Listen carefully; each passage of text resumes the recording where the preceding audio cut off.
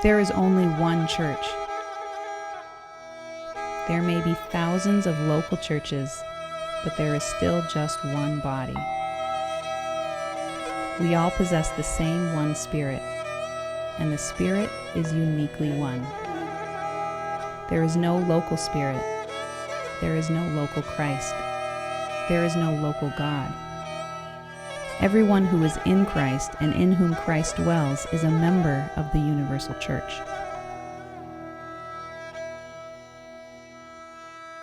Nepali church is one of the fastest growing churches in the world, and God is working here.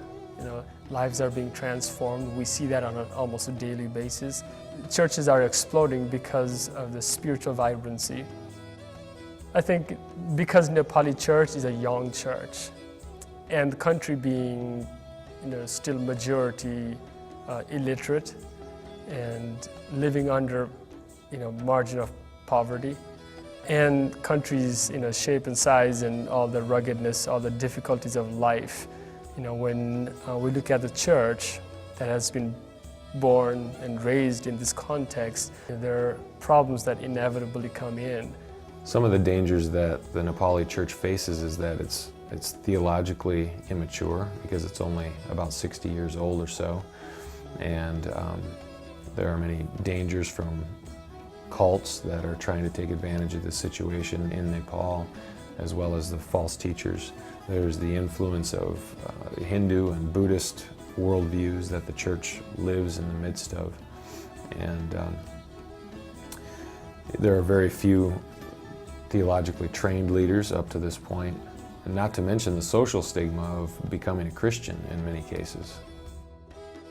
जब थाहा पाउनु भयो तब बल्ल मेरो लाइफमा एकदम धेरै समस्याहरू आयो अनि त्यसपछि झन् धेरै धेरै धेरै धेरै धेरै समस्याहरू आयो हैन सबै रिलेसन तोडेर जा यहाँ नबस त्यस्तो भन्नु खुसी लाग्छ एकदम गर्व लाग्छ कि प्रभुले मलाई त्यति सानो उमेरमा मलाई चुन्नु भयो मलाई परमेश्वरले बोलाउनु भयो भनेर खुसी लाग्छ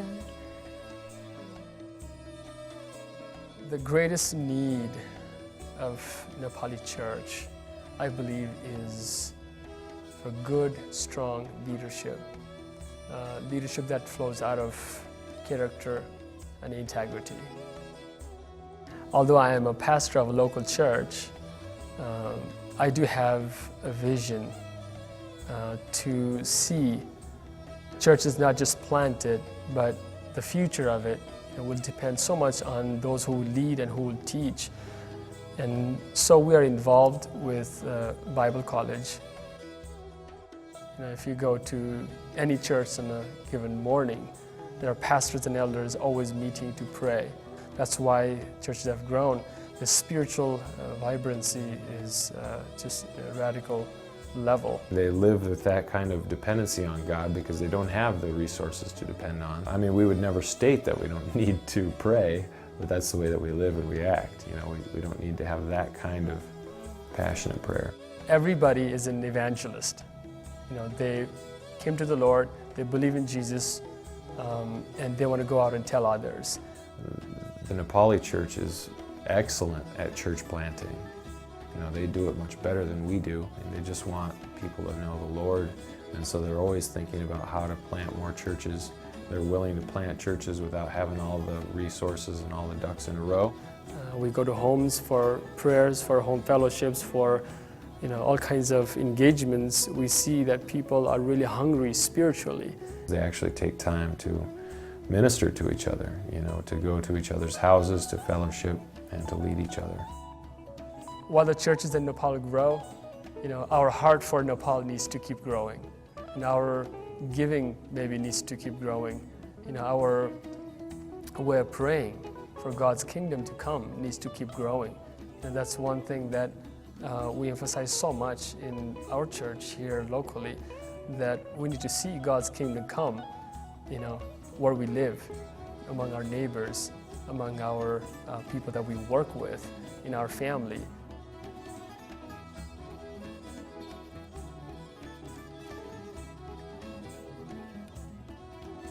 The essence of the church can never be divided, no matter the location of the church building. How are we then, as one body, to relate to the church in different locations? How are we to love the whole church, serve the whole church, and learn from the whole church?